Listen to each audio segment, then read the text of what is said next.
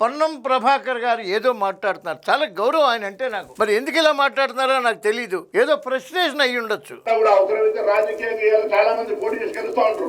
ఎవరికి అభ్యంతరం లేదు. ఎవరంటే కొండగట్టుకు పైసలు ఇచ్చినండి నీ అయ్యే జాగిరియా పైసలు. తెలంగాణ ప్రభుత్వం ఆంధ్రప్రదేశ్ ప్రభుత్వం వస్తే ఇంకొక మాట మాట్లాడతారు. రానియరా తిరగనియరా. గత 4 నెలల కింద వచ్చినప్పుడు తెలంగాణ ప్రభుత్వం ఆయనను తెలంగాణ గెస్ట్ గా ఇచ్చిన ప్రోటోకాల్ ఇచ్చి అది మర్చిపోయి మాట్లాడితే ఎట్లా సార్?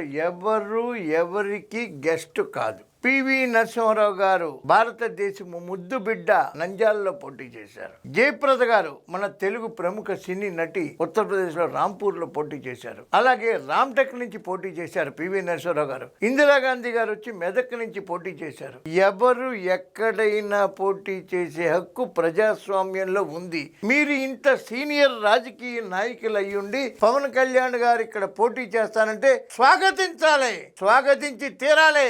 రండి, పోటీ చేయండి.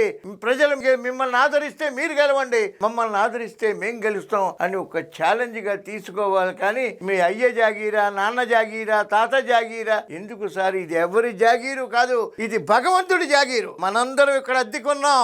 దేవుడు చెప్తాడు ఏదో రోజు చేయి ఖాళీ అంటే ఒక్క సెకండ్ లేకుండా ఖాళీ చేయాలి. ఆ నిజం తెలుసుకుని బతకాలి మనం.